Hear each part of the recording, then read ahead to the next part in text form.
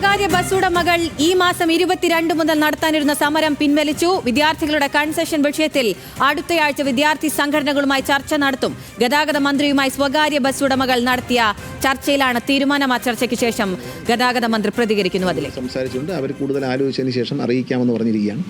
പിൻവലിച്ചവരോട് സന്തോഷമുണ്ട്. പിൻവലിക്കാത്തവർ എത്രയും വേഗം പ്രശ്നങ്ങൾ മനസ്സിലാക്കി. കാരണം അവരോട് ഞങ്ങൾക്ക് ചോദിക്കാം. 99% കാര്യവും ഈ ചർച്ചയിൽ അവർ ഉന്നയിച്ച ഏതാണ്ട് കാര്യങ്ങളെല്ലാം 95% കാര്യമെങ്കിലും തീർപ്പാക്കിയിട്ടുണ്ടെന്നാണ് വിശ്വാസം.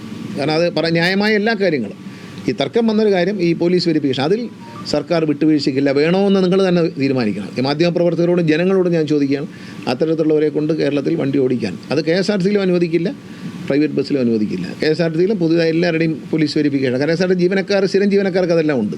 ടെമ്പററി ആയിട്ട് എടുക്കുന്നവർക്കെല്ലാം അത് നിർബന്ധമാണ്. അപ്പോൾ അതുകൊണ്ട് ഷിഫ്റ്റിലെടുക്കുന്നു. ഇപ്പോൾ ഷിഫ്റ്റിലെ ആൾക്കാരെ എടുക്കുന്നുണ്ട് പുതുതായിട്ട്. ഷിഫ്റ്റിലെ ആളെ എടുക്കുമ്പോൾ ഇത് നിർബന്ധമാണ്. ഇതിൽ പ്രധാനമായിട്ട് പറയാം, വീട്ടിലെ വഴക്ക്, പൊളിറ്റിക്കൽ സമരങ്ങൾ, അങ്ങനെയുള്ള വിഷയമൊന്നും എടുക്കാൻ പാടില്ല. ഈ സ്ത്രീകളെയും കുഞ്ഞുങ്ങളെയും ഉപദ്രവിക്കുക, അങ്ങനെ നമുക്ക് FIR നോക്കിയാൽ അറിയാമല്ലോ. പോലീസ് ക്ലിയറൻസിൽ ഒരു ക്രിമിനൽ കേസ് ഉണ്ടെങ്കിൽ FIRൽ കയറി ഡൗൺലോഡ് ചെയ്ത് നോക്കാം. അപ്പോൾ അത് എടുക്കുമ്പോൾ കുഞ്ഞുങ്ങളെ ഉപദ്രവിക്കുക, സ്ത്രീകളെ ഉപദ്രവിക്കുക, കൊലപാതകങ്ങൾ, ഹാബിച്വൽ ക്രൈം ചെയ്യുക, വളരെ റാഷായിട്ട് വണ്ടി ഓടിച്ച് 4-5 പേരെ കൊല്ലുക, പിന്നെ അങ്ങനെയുള്ള കേസുകളുള്ളൂ. പിന്നെ മയക്കുമരുന്നായിട്ട് പിടിക്കുകയോ അല്ലെങ്കിൽ ട്രേഡ് കഴിഞ്ഞാൽ പാടില്ല എന്നുള്ളത്. അത് നാടിൻ്റെ നന്മയ്ക്ക് വേണ്ടിയാണ്.